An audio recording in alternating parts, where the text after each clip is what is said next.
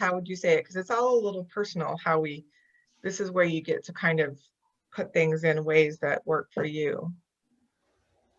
Sorry, it's loud in my house. So, but mine says poor choices, worthless offerings, and then in verse 24, therefore, ... I will. Okay, good, good. Yeah, when you can use verses, that can be helpful sometimes. Anybody else? What would you have told somebody it was about? I have pretty much what Barb said. Israel turns and then about the rebellion. Okay. Okay, so we're going to go through the cross references first and finish the review, and then we'll go back and talk about looking at breaking it down, because I think at the end of your work for chapter 2, they talk to you about paragraph subdivisions and themes, and we don't spend a lot of time talking about it in class, but I do want to do one review about how we do that, and then you'll know and we'll like let it go. But it really can help you choose themes, especially if some chapters get long or involved. If you look at what each section said, then it will help you know that whatever the theme is, all those little sections should fit that. So we'll talk about that in a bit. But so we just gave a pretty good or pretty hard description of God's people at that time, of Israel. And so the question that we started to answer when we looked at the context was, how did they get there? So how did they get to this place where they are? What do we know about their context and their history?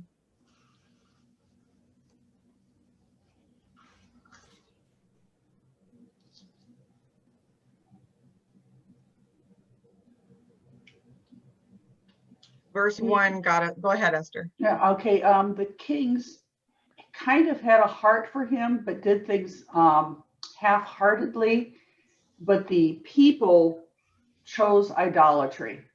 Okay, that's a pretty good summary. So we looked at the kings that they have had and how that's gone back and forth for them. And then that reminder that for them, their kings were their governing rulers, but were also their spiritual rulers.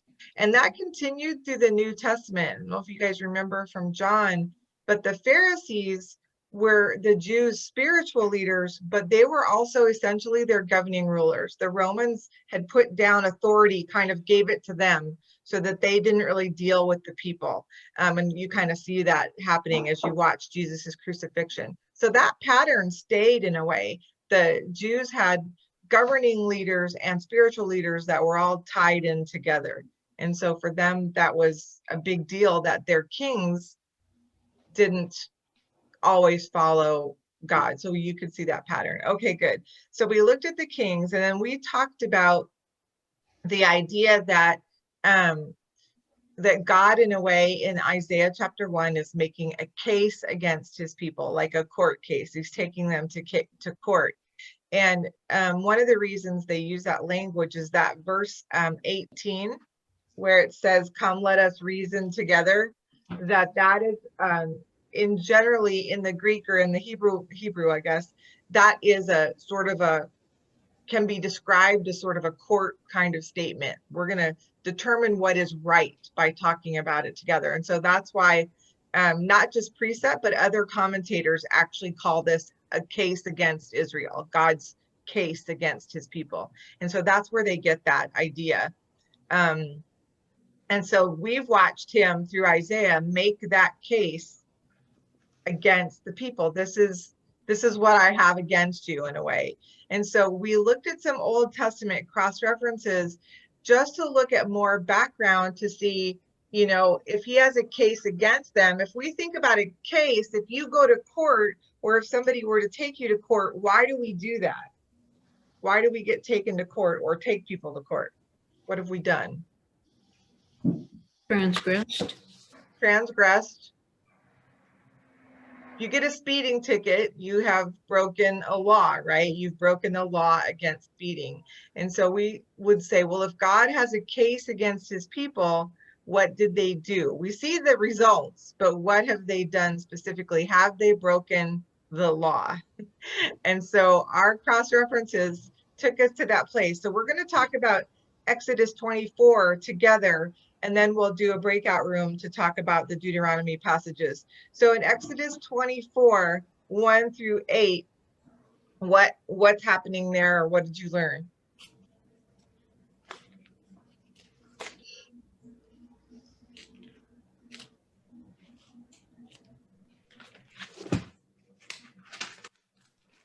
Page 14, if you need the cross references.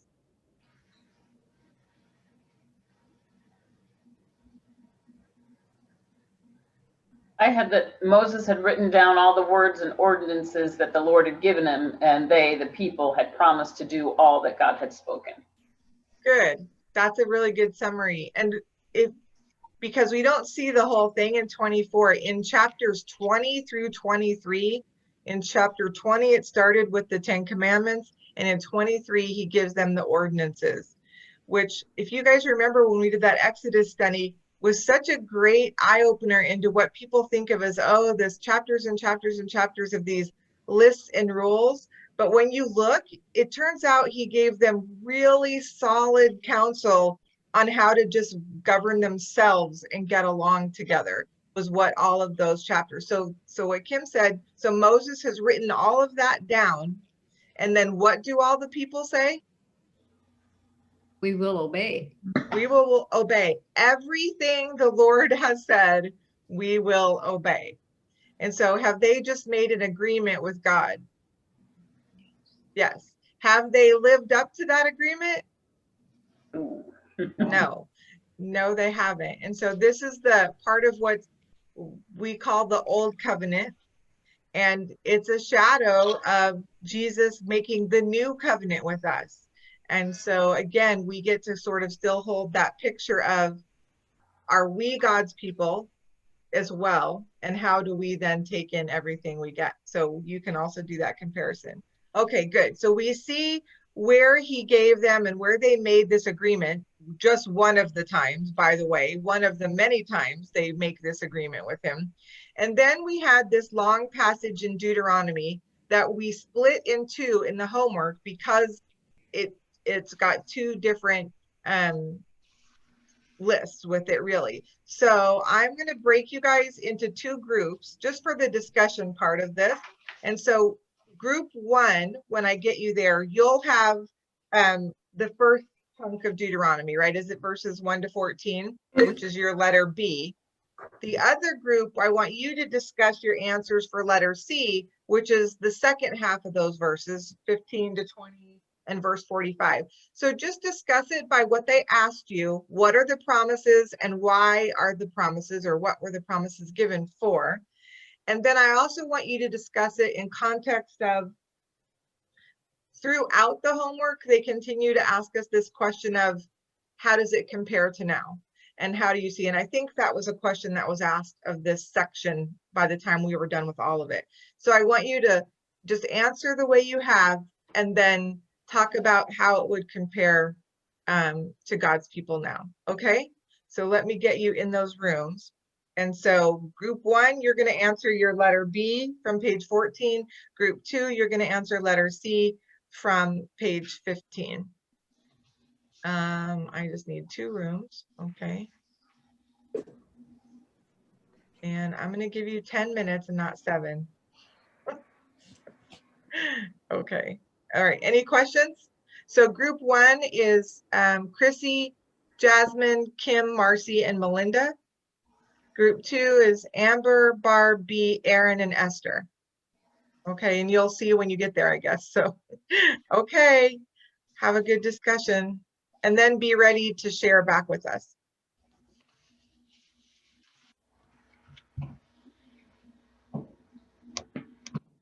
There we go.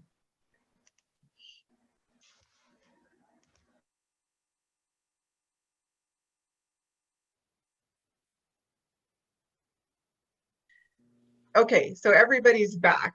So those of you, and anybody can talk, you can have one spokesperson, but anybody who wants to share something, because there's a lot of information, especially in that first set of verses. So in Deuteronomy 28, 1 through 15 or 14, there's a certain kind of promise and then a certain kind of things that go with it. So what do you guys want to tell us about what you learned about verses 1 through 14?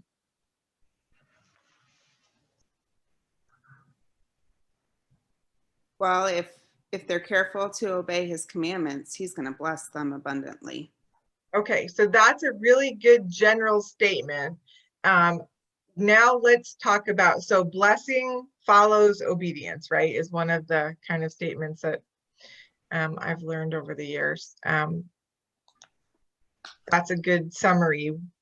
Did you guys talk at all about the types of blessings or what you saw there? We didn't really discuss it individually, but it's because it's just so, like, as we read it and as you read it, it's right there. It's like, it's not only personal blessing and your offspring, you know, you and your families will be fertile, but then your animals are going to be fertile, your crops are going to be fertile, you're going to have bread to eat. Anytime you go out to war, your enemies are going to be defeated. It's like every aspect of your life, you will have blessing if you just follow what I said. If you Okay. keep your word and promise to keep it, you know, and promise to keep my word. Okay, good. So quite a list of them. There's a couple that I do want to ask you about. A lot of them seemed very familiar or similar, but there's a couple, I would say 2 to 3 that stand out. One of them is what Kim said about going to war, that your enemies will know, right, that God is with you. There are 2 others that I'd like you to look at because of comparing them to Isaiah chapter 1, and then because of comparing them to God's people now. So one of them, why don't you guys tell me if you know which ones would maybe stand out? Maybe you guys would know, maybe you listed it. Did anybody from either groups make note of a couple that seem to be a bit different than just the general prosperity kind of blessings?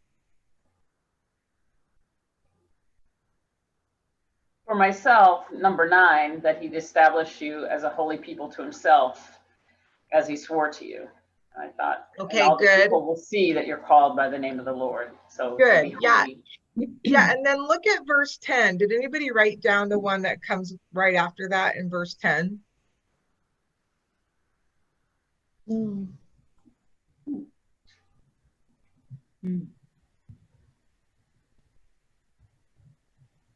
Or if you're looking at it now, do you want to share with us? You want me to read it? Sure, that'd be great, Chrissy. The verse 10, you are called by the name of the Lord and they will be afraid of you. Yeah. Yeah, so you will be a people that people will know God is with you and they will fear you. The other one, how about, it must be verse 13, either that or I just numbered it 13. I don't know, is it verse 13? Does anybody want to look at that one? The Lord will make you the head, not the tail. What That does it one? mean to be the head and not the tail? On the top, on the of power, influence, that kind of thing. Okay, so if you picture, I always pick, it could be any kind of animal, but I guess I always picture a snake, because this one, does the head lead or does the head follow in any situation? The Leads. head leads. So that's a promise to God's people for obedience. His people Israel would be, people would know he was with them, they would be afraid of them, and they would lead. They would lead the world, they would lead culture, they would lead, I don't know, they would lead everything. So first of all, I didn't specifically ask you this. How does this compare to what we see with God's people in Isaiah 1? I think that was something they asked you, or maybe we just want to talk about it. So when you see this list of promises for obedience, and we look at what we learned about Israel in chapter 1 of Isaiah, what correlation is there? What do you learn by comparing these 2 lists?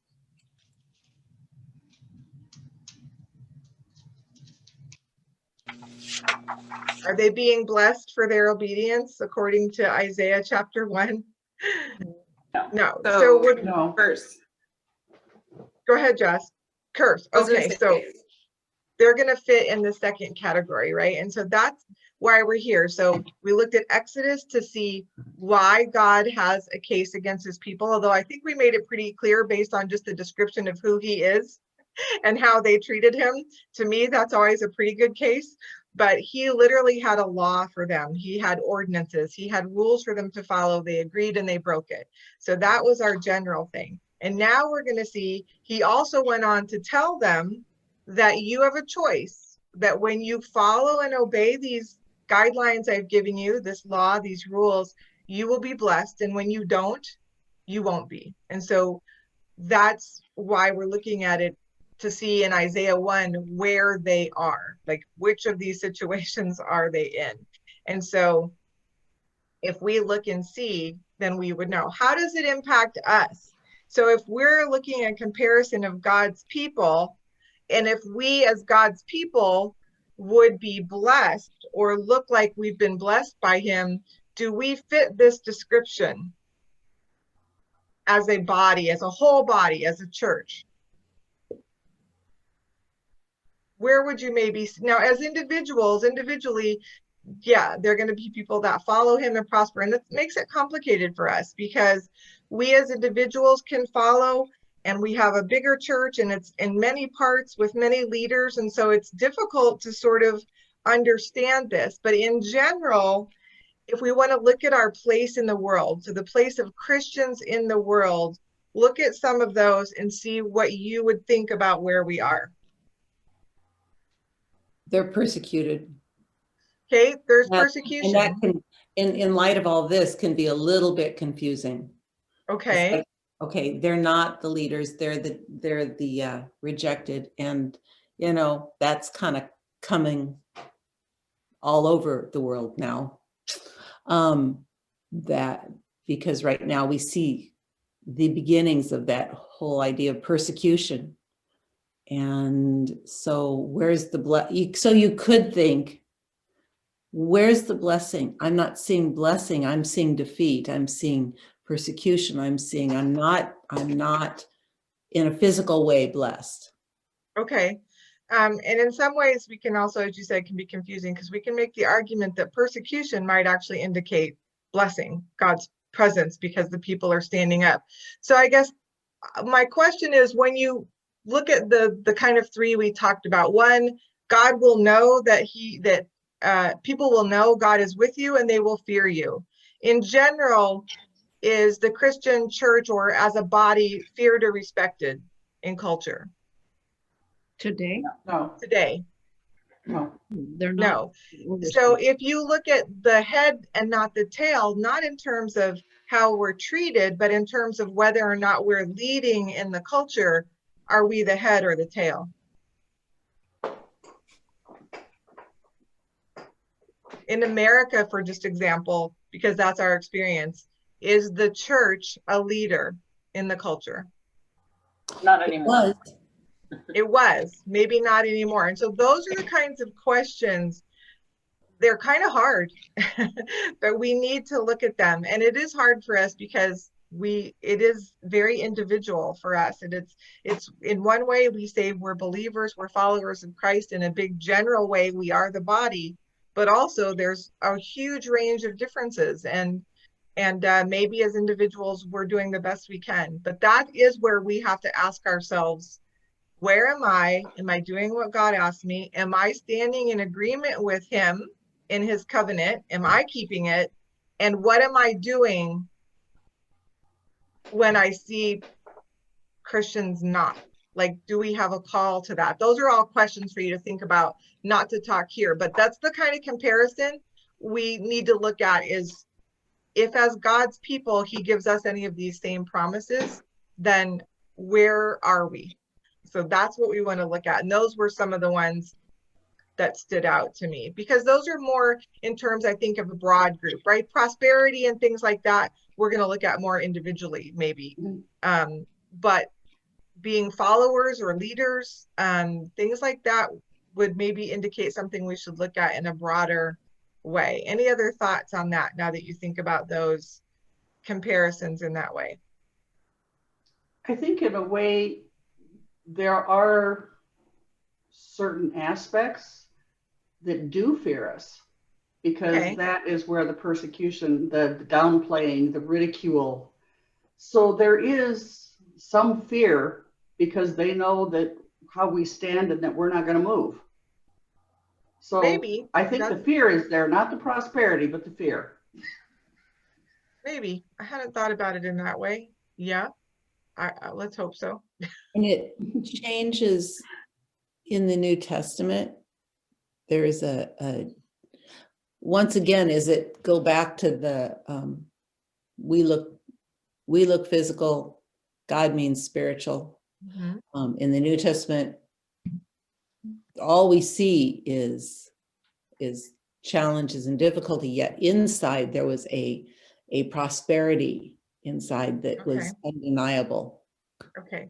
Yep. So yeah, again, it's just something to weigh out, right? It is a call, but it is interesting to also to look at as a body and as a people and as effectiveness for discipleship and for Christ, what's going on, what's happening, is it working, and where are we? And if we are in a time where if persecution is going to grow stronger, individually, we're going to have to make some decisions probably and some tough calls. And so it's good to be in a place where we look, where we need to look at how that plays out and how that works out.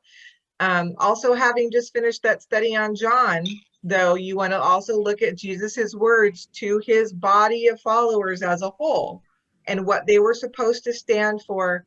And one of the places, I think Kim already mentioned it, maybe that I have a verse somewhere that it reminded me a couple weeks ago of, are we called the same kind of things as Israel? Are we called a holy people, set apart, a body of priests and a nation for him? Are we called to be set apart the way that Israel was set apart? And that's where sometimes I would make the comparisons as a body and not as individuals. So those are all things that for us to weigh.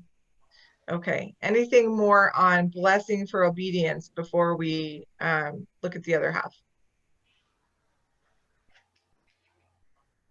Does it for sure help us? Do these lists both help us for sure see where God's people got to in Isaiah chapter 1 and why? So that we can see really clearly for them, right? Okay, so those of you who looked at the opposite half then, what did you learn in those other verses?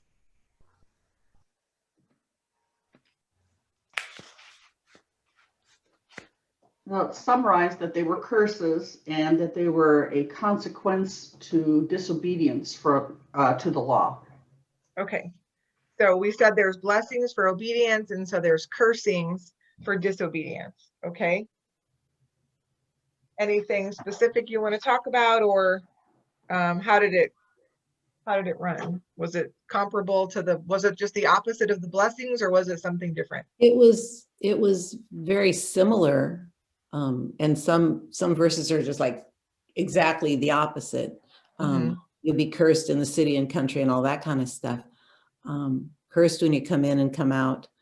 And then there was one of the verses said, curses, confusion, and rebuke in all that you do.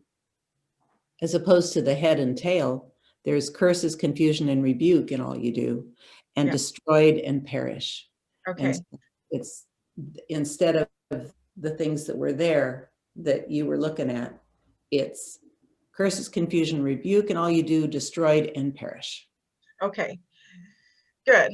You know, that's a really clear opposite. And we always want to remember that even for them, and we're going to luckily get to see some of these parts, this is always an if-when with God. And there's always a promise for, it doesn't have to be that way, it doesn't have to stay that way, and it doesn't have to be that way permanently, right? God is so gracious about returning. And we see that in Isaiah, right? We see the results of where they are, but we don't have to slam the book shut and say, oh, okay, well, that's it. We've all, like perished and been destroyed. That's not Jesus, right? That's not what he's here for. So we're going to struggle through some hard messages, but even Isaiah is going to get us to some really great parts. I'm going to warn you, it's not going to be for a while, but I did preview 3, 4, and 5, and it's not fun for a while. Okay, I think that your letter D kind of gives you that wrap up question about let's just, if somebody could help us see, it says, why the lawsuit then in Isaiah 1? If you were to summarize everything we learned about the context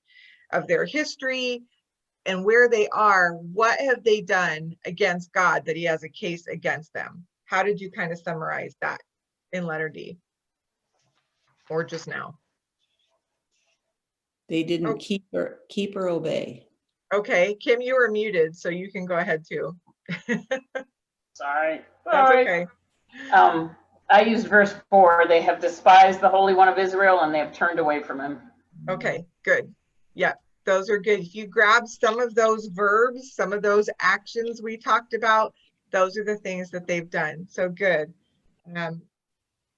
Then we had this one more promise in Deuteronomy 30. It's your next letter on there. Deuteronomy 30, verses 1 through 5. After everything he's told them about blessings and cursings in 28, and actually he does it a lot more again. What do you learn in Deuteronomy 30, verses 1 through 5?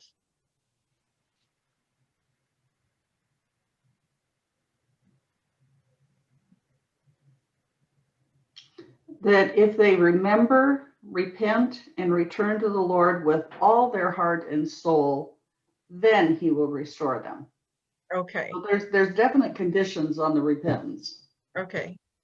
So in section C, when we were talking about Deuteronomy 28, and it includes verse 45, one of the things that we were talking about in our group that is kind of a difference, like I brought up with Moses taking the people out of Pharaoh's hands, about how he would send a curse, but then he'd send Moses. Okay, now are you ready to give up my people? And it was back and forth. Versus in verse 45 of chapter 28, it sounds like it's just going to be boom, boom, boom, boom, because it says, forgot what the exact word They'll was. overtake you. That Right. idea. Yes. So it talks about it like it's just Yeah. until you are destroyed.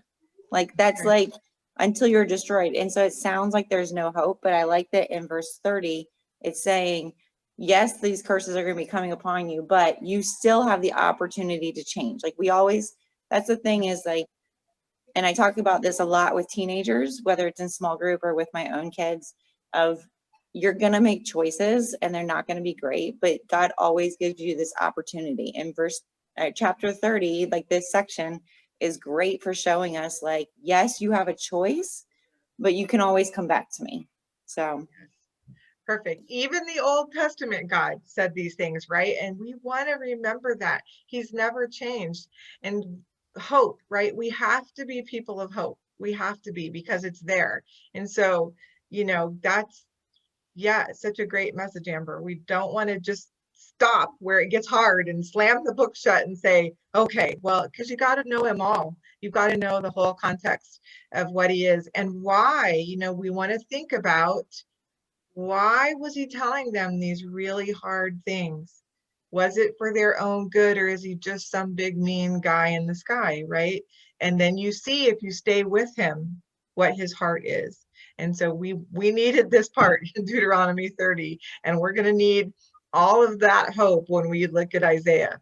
But we know what God we have. So good. Anybody want to add anything else as we get ready to wrap up looking at chapter 1, and we'll move on to chapter 2.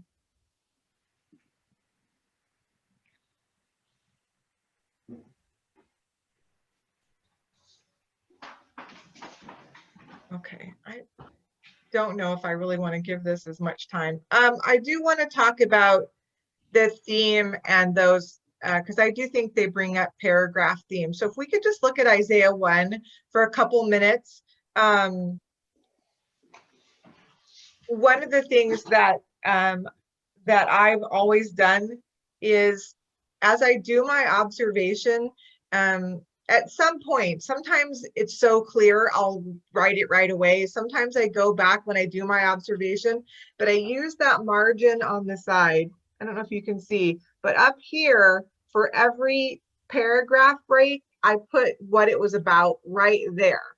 And that's where I can keep track of that. I've also used in past years when we did, I guess it was 1 John, I developed a thing I called the big picture for every chapter, which was a place where I listed the theme and I listed the themes of every paragraph and sort of gave me a place to summarize what I learned from that chapter. So let's just talk about these themes for chapter 1. And we won't do this every time, but I think it can be helpful since the homework talks about it and since it's been a while since we've done it. So if you've just still got your observation worksheet out, if you would look, the first break is just verses 1 through 3. If you were going to summarize just those first 3 verses, what would you say? How would you do that? Israel has revolted against God. Okay, good. It's as simple as that, and you don't have to have said exactly what Karen did. Again, there's lots of leeway here, and everybody kind of goes a different way, but that's a pretty good gist of what is there. If you would vote, and verse 4 is on its own. So you can also kind of combine these in bigger sections when you feel sometimes maybe they stick together, but let's just see, what would you say in verse 4? There was a lot of info there. That's why it's its own section, I guess.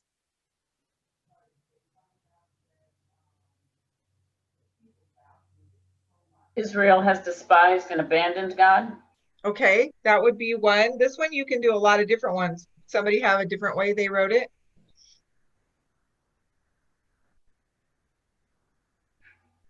You can focus on their actions, or you can also focus on how they're described. How are they described? Sinful nation. What, B? Sinful nation. Okay, a sinful nation. Either one or both of those. Sometimes you want like a little 2-part thing. So it was just kind of interesting. This is what can be really helpful about the summary of statements. In verses 1 through 3, you see God's people have revolted. Verse 4, they're a sinful nation, or you continue this list of their actions. By the time you're done with this chapter, you'll have a really good picture of the state of Israel. What about verses 5 through 9?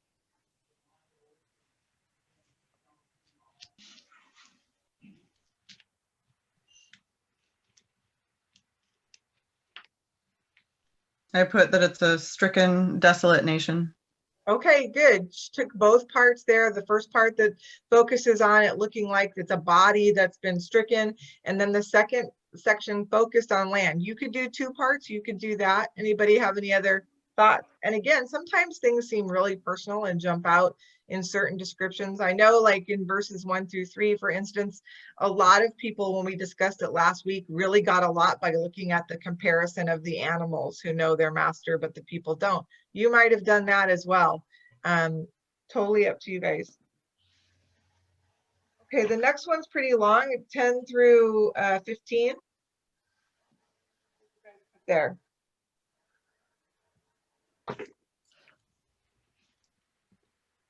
I put, God has had enough of insincere worship. Okay, I had good. to label it something different than what was said, because what it boils down to is insincere worship. Good, good. You can do that. Sometimes we can use the words right from the passage, and sometimes it's too hard to make a bullet out of that. What's another phrase you might have ended with? Some of you, maybe verse 15 stuck out, right? God's tired of them. Their hands are covered in blood, right? Whatever captures the group of passages together and lets you know what's going on. Good. Verses 16 and 17. Make yourselves clean. Okay, make yourselves clean. So he's been telling them what you are. Now here's what you can do. Good. How about 18 to 20?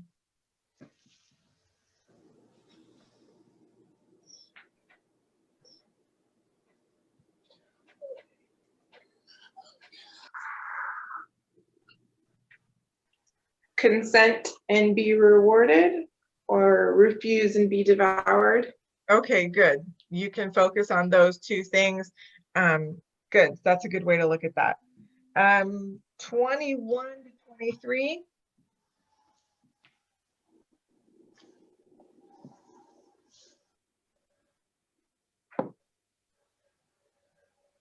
I just put the state of the nation unfaithful.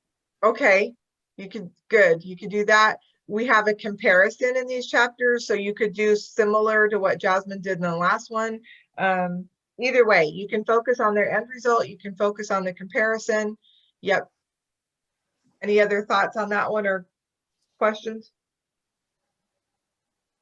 Okay, 24 to 26.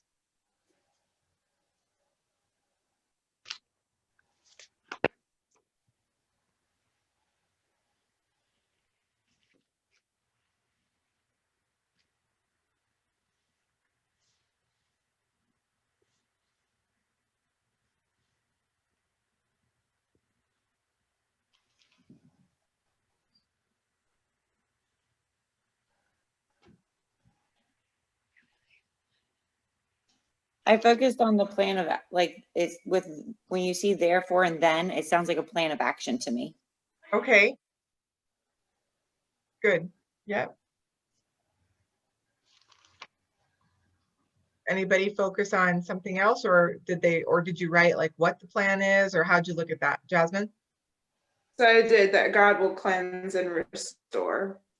Okay, yep, that's one of the things there. Good, all right, and you almost could have combined these with the final ones, or you can look at 27 to 31. How would you focus in on those?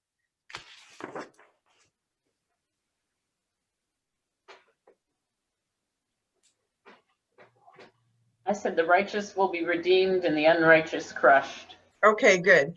And that's when, again, you want to focus on both parts maybe, right? Because you're going to see one. If you just focus on one, we're going to miss part of the message there. That really is a warning to them. Okay, good. If you were to look at this list, like let's say if you were putting them all together on a separate sheet of paper, I had a slide I could have brought up, but I don't think I listed it this morning. I don't think I opened them. If you saw them all together, you could read through them really easily and then sum them up for your theme. So when we asked you before what chapter 1 was about, on that at a glance worksheet where it says chapter theme for chapter 1, that's all they want to know is how would you, in 1 or 2 simple statements, summarize what chapter 1 was about. And when you look at the paragraph divisions, it should relate to all of those. Each one of those, you know, if you were writing a theme for English, they would tell you that every paragraph should relate to whatever point you were trying to make in the whole theme. So I know that early on when I asked you what it was about, a couple people answered. So does anybody else want to answer now or check and see what else did you guys say for what a theme for chapter 1 would be? If you want to fill this in on your, you can fill it in at the top of your worksheet. They leave a blank and then you can always go back to the at a glance. I had written that God's people have rebelled, but God will judge them, redeeming the righteous and crushing the sinners. Okay, good. Anybody have one they want to check on or one they just want to share? Good. So that's all you want to do with every chapter. And again, as we get ready to look at what God wanted written in the whole book of Isaiah, then having a theme for every chapter and watching those build and continue will help you understand the overall purpose of the whole book, which is one of the blanks on the at a glance sheet, which is the purpose. So if we looked at every chapter individually, we might think, oh, the purpose was to destroy God's people. But when we look at the whole of Isaiah, we want to see what it all meant all together. Okay, good. Any questions about that, about the at a glance or about, so when they ask you about subdivisions and themes, that's what they're talking about. Most times we won't use class time to discuss them unless you have questions. Okay, are you ready for chapter 2? So you'll want that at a glance sheet. We're going to read it out loud and then yeah, mostly we're just going to discuss it right from the lesson. Could we do the same thing as last time? Could I get just 3 people to read? Just one, each read 1 page. Jasmine, are you nodding? Do you want page 1? Okay. Kim, you can have page 2, and then who wants the short page, page 3? Is that you, Chrissy? Did you raise your hand? Okay, cool. I should call on Aaron, Esther, and Amber who aren't in the room. But that's okay. All right, Jasmine, we'll let you start whenever you're ready. Isaiah chapter 2. The word which Isaiah, the son of Amos, saw concerning Judah and Jerusalem. Now it will come about that in the last days, the mountain of the house of the Lord will be established as the chief of the mountains, and will be raised above the hills, and all the nations will stream to it.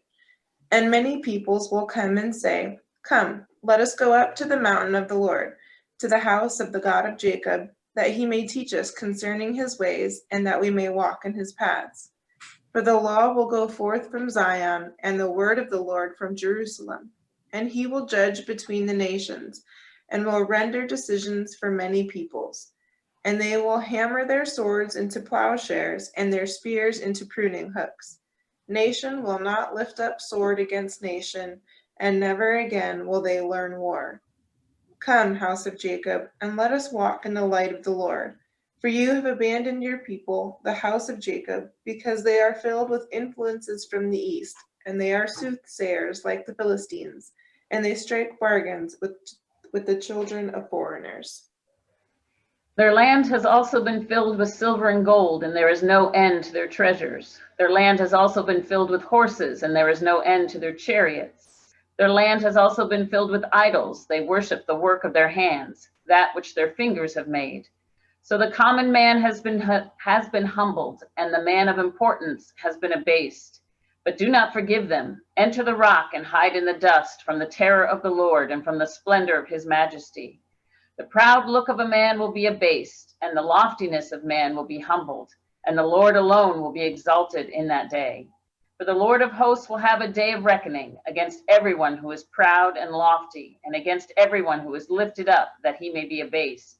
And it will be against all the cedars of Lebanon that they are lofty and lifted up, against all the oaks of Bashan, against all the lofty mountains, against all the hills that are lifted up, against every high tower, against every fortified wall, against all the ships of Tarshish, and against all the beautiful craft.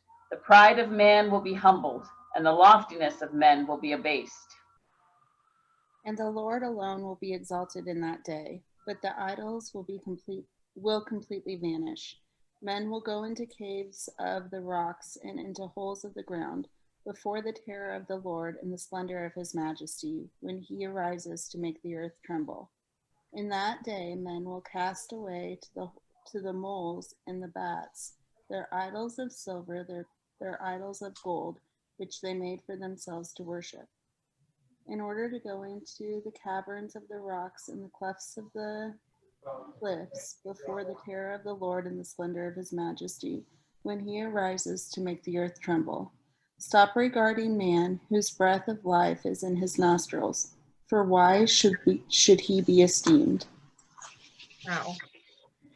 Okay, so we're going to start with Isaiah 2 by looking at connection compared to Isaiah 1. So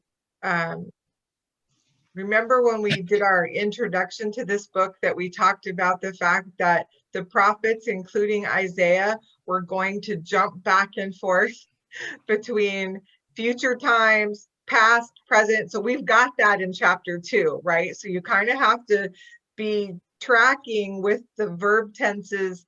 And one of the other things that you can do when you finish a section is you can say, has this happened yet? And if it just flat out hasn't happened yet historically, then you know it's a prophecy yet to be fulfilled. So that's what they were trying to help guide you through in looking at this in the homework. So when we were in Isaiah 1, most of it was a description of the condition of the people, right? They've been a sinful nation and their condition. How did chapter 1 end though?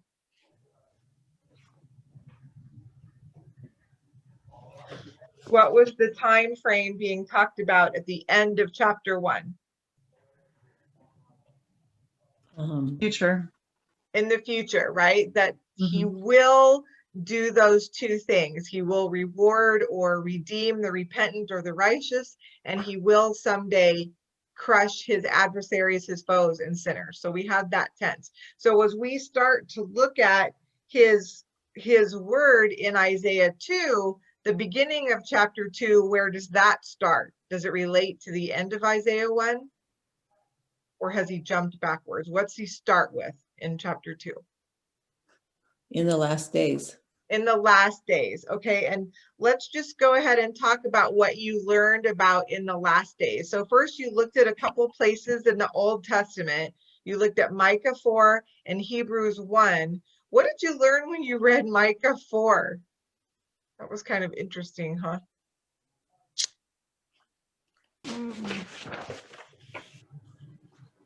I'm sorry, I don't have the page They were number. pretty much identical. Yeah, Mhm. they were really almost exactly identical in this prophecy, and they were contemporaries of each other. Good. So it was repeated somewhere else, which might help us see the importance of what he's talking about. How about Hebrews 1, verse 2? What did you learn about the last days? Where is that? It's right after the Micah.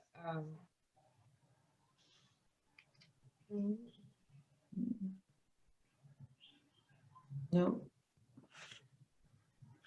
No, what was the verse? I'll write it in. It's Hebrews 1, verse 2. That's on page 20. So they're a page different. Oh, it's a whole page over. Yeah. Okay. Sorry.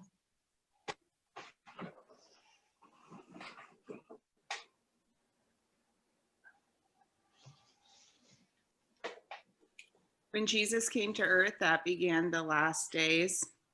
Okay, and so then they asked us, so when do we live? What's the time are we in? So we are in some part of the last days, and they've been happening since Jesus came, right? And that would make sense if you think about even in the book of Isaiah that we're going to talk about, they prophesied about the coming of the Lord. And even when they saw it, they may not have seen it as two separate times. They were given a vision and they wrote the vision. But we can tell, was it about his first coming or his second coming based on the context, right? And based on what we know, because we get to look at it having seen Jesus' coming as having been here and done one time. So we will know and recognize which prophecies fit that time frame and which prophecies fit the second time frame, okay? So whatever day of them it is, we are in the last days, and we've been in the last days for 2,000 years. So plus.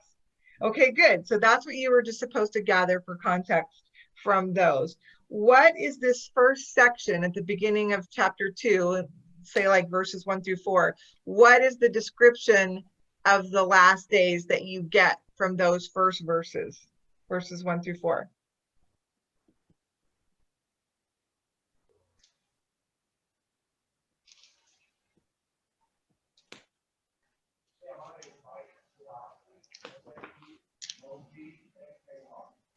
The nations are streaming to the house of the Lord to learn. There's judgment between the nations and there's no more war. Okay, good. So if you were looking at something like, well, did this already happen? Has this already happened? Have nations learned not to make war? Pretty much not. So, but you I also don't think many are streaming to Israel either. No, at this point, when they, right. you know, put bombs in saying destroy Israel. Yeah, really good context there. So when it talks about streaming to the mount of the Lord, streaming to the temple, streaming, that's an exact answer to the question. So where is it they're going? All the nations will stream like a flow, like a flood, like a river to the house of God in Israel, right? Is that happening? Is Israel the place where everyone is headed to hear the word of the Lord? No. Will that happen someday? Yes. Yes. And Isaiah is not the only person who talks about it.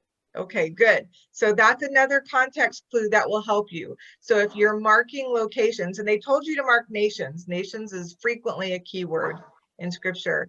But also it's another reason why you want to mark those geographical locations, right? It will help you to see where something is going to happen. And of course, time phrases. Time phrases are going to be huge in Isaiah. Good. Anything else anybody wants to bring out from that section? I have just a clarifying question. Okay.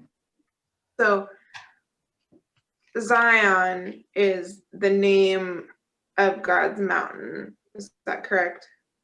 It is, it can be in general, when you see Zion, you know, in general, it's a reference to Israel, right? It can just be used in that Okay. way, but there were mounts that they called Zion.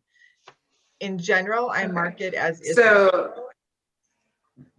So when they talk about his mountain being raised up, this is in general his mountain in Israel, in Jerusalem. They're the same place, but just by different terminology. Like in 3, it says the law will go forth from Zion and the word of the Lord from Jerusalem. Both just a reference to the same area of Israel. Yeah, what else do you guys see there? Besides the word mountain, what else is described there? Where are they going to flow to on the mountain? His temple. The house of God and his So the temple, house. right? So it could be really specific, it might be, but also the main thing we want to take is, because of these words that are going to be used in chapter 2, what is going to happen with that mountain? What's the sort of figurative and poetic language here that shows you what's going to happen? What will the position of that mountain be? The law Raised goes above the hill. Yeah, raised above every other one, right? Which fully fits the other language that we're going to look at in chapter 2. So raised above. What do you guys think about that? Or does anybody else have any thoughts about Zion and mountains and positions? You're always safe if you look at Zion as a definite reference to Israel, and then from context, sometime you can see if they're talking about specific mountains or not. Anybody else want to weigh in on that? Did that help, Jasmine? Does that clear it up? Okay.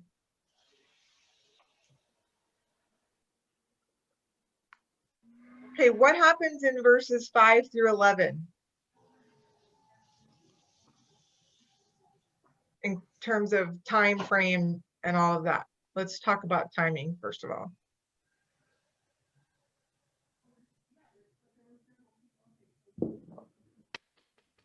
Five through 9 specifically, what happens? What's the time thing?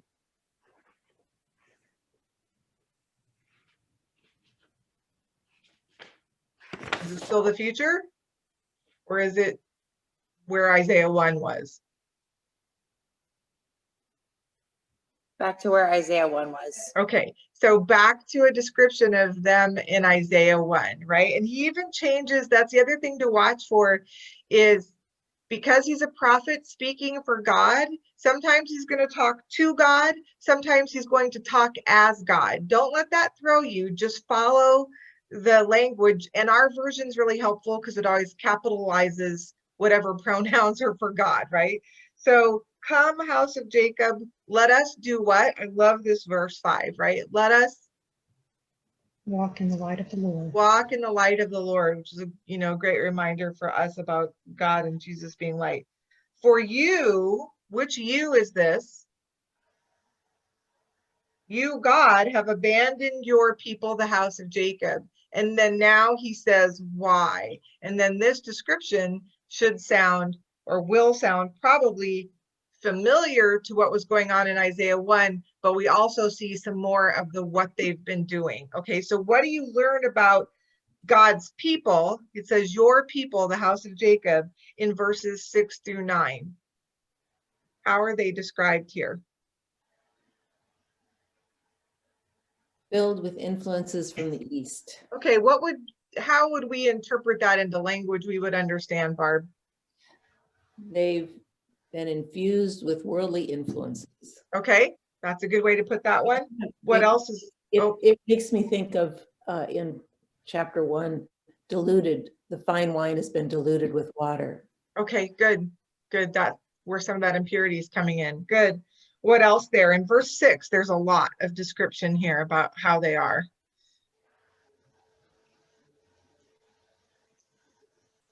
Soothsayers and Okay. strong bargains. Okay. What does it mean that they struck bargains with the children of foreigners? So I always try to kind of think of a word. What would I say if I say somebody's striking a bargain with somebody else? What's another word you could use for that? I'd use the word compromised. Good. So maybe strike bargains works for you, but compromise is what I wrote. I wrote right below that they have compromised with the children of foreigners. And the reason I want it in language that I understand, because if I'm going to compare it to me, because I'm one of God's people, or if I'm going to compare it to the big church, either one, I want to look at it honestly and say, where am I compromising with culture? Or where have I filled myself with influences from the world? Have I? What is God asking me to look at? So that's why I try to put it in language that doesn't just seem like they, right? And if I keep it to things like influences from the East, that'll sound very floaty and spiritual, and I won't have to think about it, right? So actually, I don't think I do any of it. I think God does it. I think when I read it, he goes, oh, you need to think about this when you read this. But maybe that doesn't happen for you guys. So, so you see this picture in general that they have mixed in all these other influences. Good. As you continue through 7 through 9, what's that picture?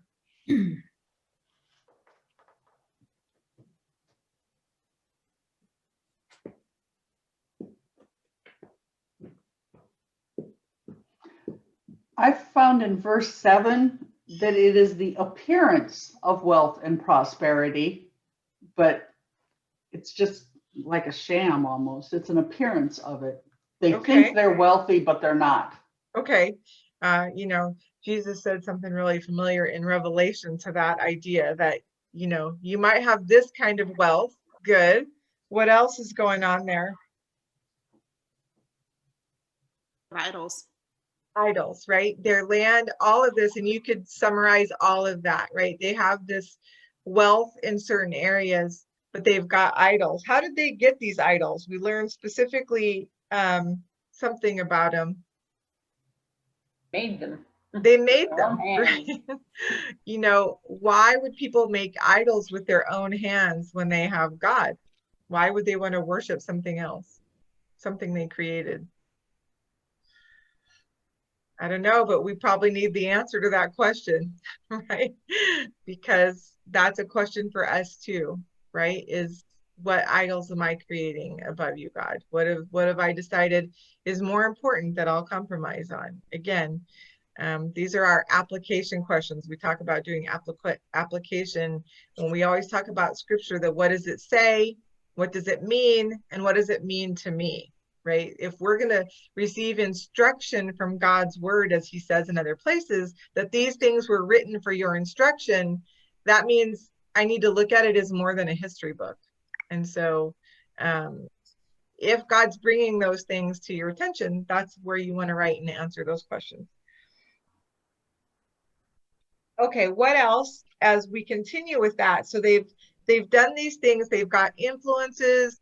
Because of those influences, maybe they've focused on their wealth. Because they're so wealthy, they feel like, when you get all of that wealth and your own wealth, how do you think about God? What is the temptation? And maybe this is what happened with them, could happen with us. If you're fully independent and doing beautifully, what happens to your need for God? Or can happen? Yeah, Esther? Diminishes. You can become proud. You become proud in your own accomplishments, achievements, that I can do it on my own. I don't need anybody. Okay, good. Or at least because of their relationship with the world, maybe they don't need God because they can do it all, right? And that is what we're going to see happen here. So we see this, we focus in a lot on the word proud and a lot of synonyms for the word proud. And then a lot of synonyms for the word humbled as well. So there's a lot of that kind of language that you looked at. Just to wrap up 9 through 11, that's where some of that language starts. But then what time frame do we get indicated again? It's not all this time frame, but some of it points back to this next time frame. And what is that? In that day. In that day. What's going to happen in that day, Karen? The Lord alone will be exalted. Okay, so the Lord alone will be exalted. We see this picture of, again, think again of those verses, the previous ones, where that mountain will be raised above every other mountain. The Lord alone will be exalted. Is a day going to come when everyone who's alive on that day will actually know who God is? Oh, yeah. Yes, this is the picture that whatever is happening now, a day is going to come. And the Old Testament is filled with that language. I am doing this so that the world will know, that the world will know. That was always the picture, that the world will know that God is the one who's in control. Good. Chris? Yeah. I was going to say there's something else that was just popping out at me when I was reading these verses, was the idea of, yes, there's a sense of being proud so you don't need God. And then if you go back to the idea of Deuteronomy, I think sometimes when things are going so well, you can get into the habit of thinking, I must be doing everything right. And so God's blessing me. And that makes your worship, like he was saying in Isaiah, it's empty, because it's like, yeah, okay. I'm walking and God, yay, praise you. Yeah, okay, now I'm going to go back and, drink my wine and do this. And it's almost, you become lazy because you figure God's blessing you. Does that make sense? It does make sense. That's a great addition there, that can be. And I think, in the New Testament verse that says, be careful when you think you stand, because then you'll fall, right? That is a really great reminder of what he's probably describing, and a warning as well. And if because they keep bringing us back to today, that's where, like, I think our nation has been for so long. It's like, we've been so blessed in America. We think we must be doing it all right. It's like, no, you're not, because you're doing it all by, I call it punch your card. You punch your card, Christian, you go so you go to church on Sunday and you sing and you go home and you live your life. You're not making God your focus. You think by just doing the ritual, you're okay. Yeah. Yep. Good application. Thanks for adding that on. There's one other reminder here about that future time that's going to pop up again later. There was one reference that even before they sent us there in the homework, I scribbled it in my margin because I knew what this was a cross-reference to. It's going to pop up later. What other time? What's going to happen in that time phrase? That time. When men go into caves, that one? Yes, that one. Yes. Revelation. Yes. So that phrase is repeated there, from the terror of the Lord and from the splendor of his majesty. Enter the rock, hide in the dust. It's not as clear there what that means, but by the end of the chapter, it will be. And then we looked at we'll talk about the cross-reference to that when we get to the second one. But again, there's a clear indication that when men are in this position, they know who it is, right? The terror and the splendor of the Lord and his majesty, right? And men will know who it is that's being exalted. Good. What is then this continued description? So in verse 11 is when we first see this idea of the proud being abased, the loftiness being humbled, and then it just continues this full list from 12 through 17. How would you summarize that or generalize it, or what did you get, or what did you think about all those descriptions?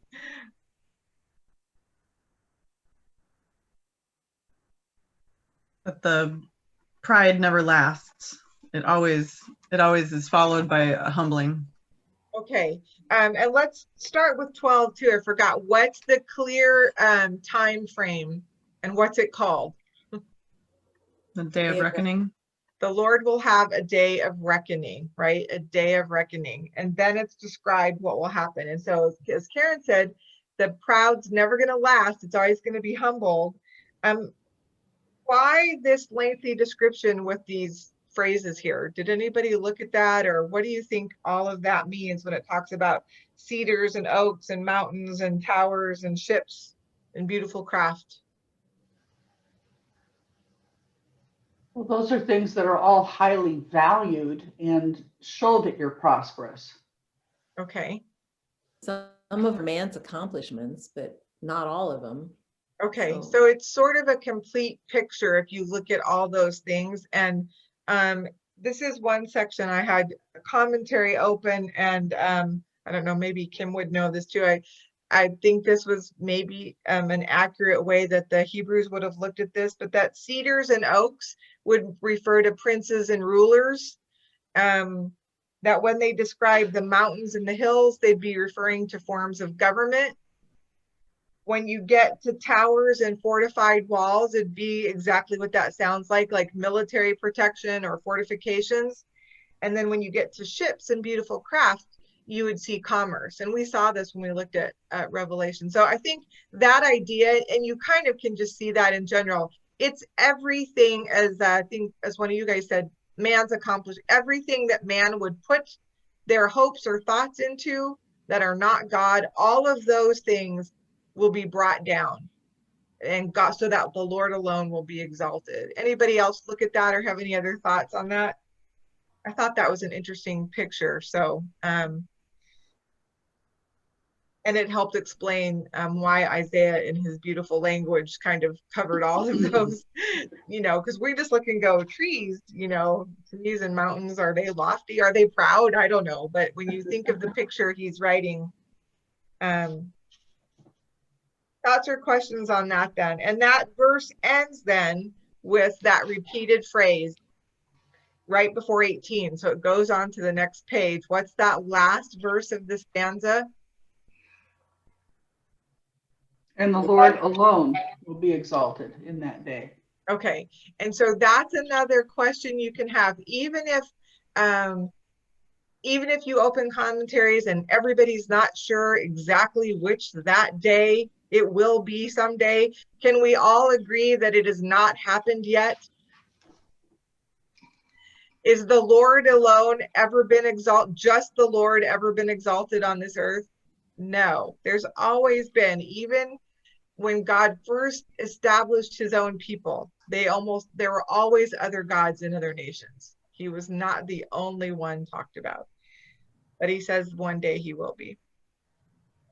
Okay, and then in 19 to 22, we come back to this description that we saw briefly in the other verses. What is being described in verses 19 and 20 and 21? It's all the same. I thought I hearkened back to Revelation 6. Yeah, and they sent you there. So if you didn't recognize it when you wrote it, it sent you to Revelation 6. What did you learn? What is happening in Revelation 6? Breaking of the sixth seal. Okay, which is an easy way to remember Revelation 6. I've always loved that I at least knew that one because it lines up. So breaking of the sixth seal, and what happens on that day? And does it line up with what's being said here in Isaiah chapter 2? It was a great earthquake. So a great earthquake. So what language do we have in Isaiah chapter 2 that sounds like an earthquake? The earth will tremble in 19. Yes, when he arises to make the earth tremble. So that would be very, and he says it twice. He says it in 19 and 21. Okay, good. What else is the picture in Revelation 6?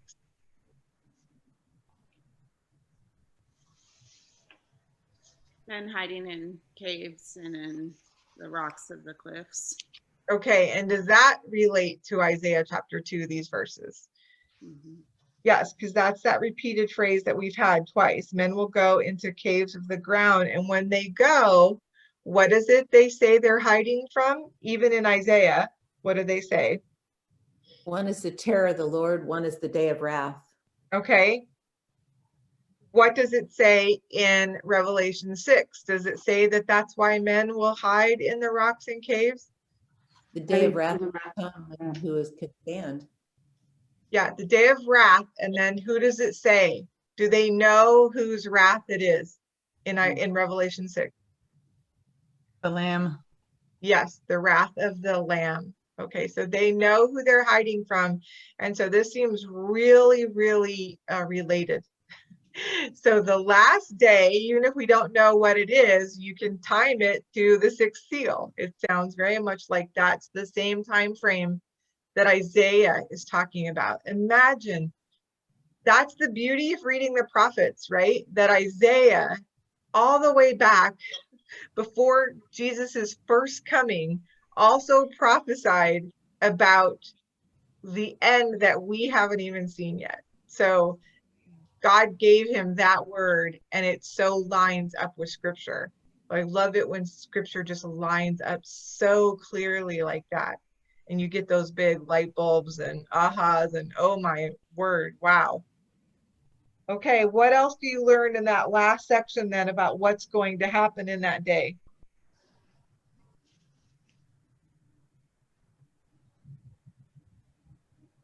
They're going to ditch their idols. Yeah, that's a good way to get sick. They're going to ditch their idols. They're going to all be gone. And in that way, the Lord will be exalted, because everything else that's ever been lifted above him will be gone. Other thoughts on that?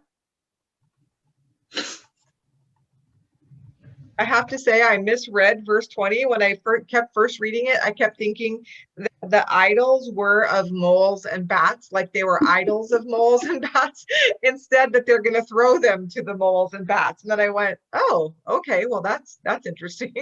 But I wouldn't be surprised if they have idols of moles and bats, because they have idols of everything. But I was reading it wrong. Okay, what's the final verse? This is a great reminder, because I have a perfect New Testament cross-reference for you for verse 22. What are we supposed to take away from verse 22?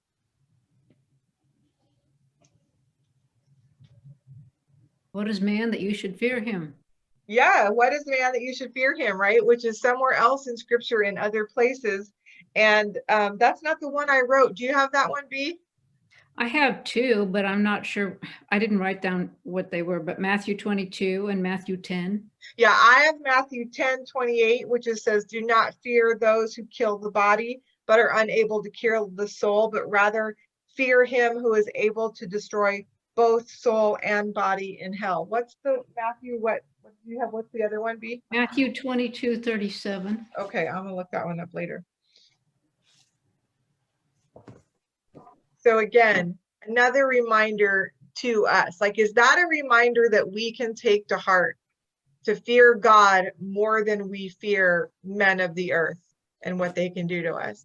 Yes. Yes. And that is definitely a fear that we can fall into really easily. And it makes sense that we can, right? It makes sense. But we have to constantly remind ourselves of these verses and these places instead. All right. I looked at I was really contemplating that verse for some reason. I was looking up in the original Hebrew and stuff, and the stop regarding man is really kind of like one word, and it's cease. And I thought, it just sort of sounds like, we're talking about God who's going to do all these things. And when you're talking about man, it's like his breath is in his nostrils. All it takes is, and he's gone. It's like, that's not God. You're not going to choke God out anyway. And then I just like the way I paraphrase for why should he be esteemed? What value is he? He's just nothing. He's nothing. It's nothing. Yeah. So we could have gone back to all those other verses. I love this whole thing, reminds me of all that stuff we learned in our summer study, that God created him. God gave him that breath in his nostrils. God did everything. And without that, we're just still a pile of dirt. We're just a pile of dirt. And someday we will be again. And so why do we give so much importance to what people here think and say? How heartbroken do we get on social media if we don't get likes, or if worse than not getting likes, we get criticism, right? Why do we care? Right? It's time to really think. And if we get so fearful and so concerned about that, how are we going to stand up when it gets harder than just people yelling at you on Facebook? for being a Christian and standing up for God. These are things we need to take really seriously, and I think right now is a really good time to do it. So we're like we're 5 minutes over again. Wow, I just can't get done with this on time. I tried, I even cut stuff out from Tuesday night. So, and I don't think I talked as much myself, but I might have, I always do. Okay, so I am going to assign all of lesson 2. I know it looks long if you look at page numbers, but technically the first page and the last page aren't really work. And yes, it covers chapters 3, 4, and 5, but they're much shorter chapters in general. So I looked at it, I think it's okay. So let's see what happens, because I know later there's at least one lesson we will have to cut in half. So I'm trying to keep us moving. So let's see how it goes. Okay, but prepare yourselves. It does look long. So think of it as long so that you give yourselves a lot of time. Okay. And remember the promises, don't get discouraged, because again, Isaiah 3, 4, and 5, God has a lot of words for his people that aren't pretty for a while. So hang in there. Isaiah is a really long book and God's going to say some beautiful, beautiful things. My life verses later on in Isaiah. Unfortunately, we won't get there for a long time, but because it's in the second half, but there are great promises. Okay. So I'm going to let you guys go and we'll do prayer time. So